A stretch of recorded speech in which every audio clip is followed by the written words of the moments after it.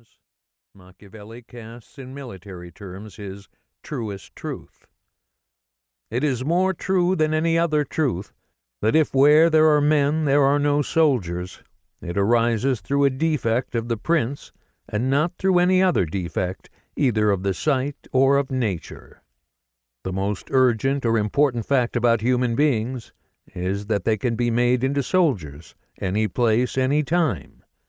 The most urgent or important task is to make them so. Machiavelli will accept no excuse from heads of state if they fail to shape human beings in accordance with the most urgent necessity of war. Such sayings suggest that Machiavelli asserts the primacy of war over peace. This assertion stands in stark contrast to the entire previous religious and intellectual tradition, which argued that the condition of peace among human beings was divinely or naturally superior to that of war. More general statements from the same works confirm this inversion of the traditional hierarchy of peace over war. When considering the problems presented by the little esteem accorded to worthy men in quiet times, Machiavelli offers in the Discourses on Livy the remedy of being ordered for war so that one can always make war and always has need of reputed citizens, as did the Romans in their first times.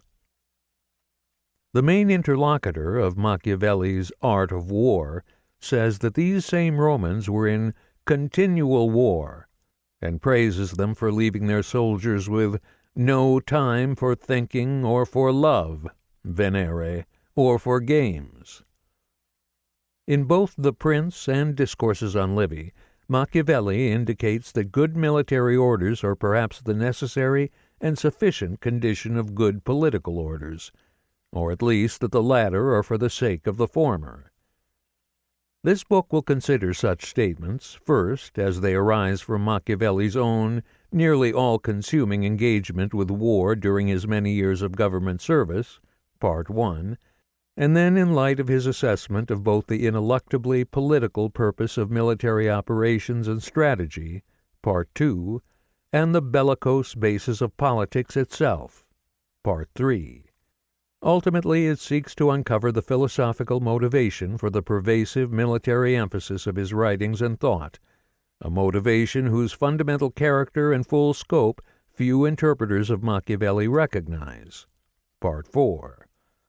As we trace this path, we will come to appreciate the central importance of war for his overall enterprise and gain a clearer understanding of the nature and scope of the enterprise itself.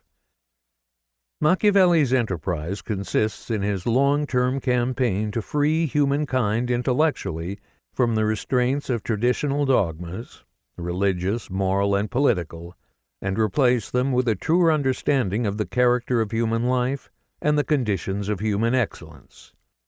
This is his intellectual warfare. Nonetheless, physical warfare was crucial to the content of his teaching and even to the success of his intellectual campaign. For the primary combatants he called to arms were actual warriors fighting battles whose outcomes could issue either in prosperity, freedom, and even long-lasting empire, or in poverty, subjugation, and perhaps annihilation.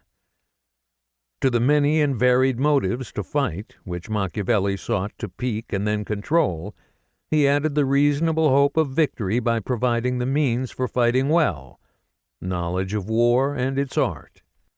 He provided it for both physical and intellectual combat. On the level of actual physical warfare, he sought to prepare an army able to beat any other European army of his day, but also to provide guidance for military commanders of any time and place, including even our own.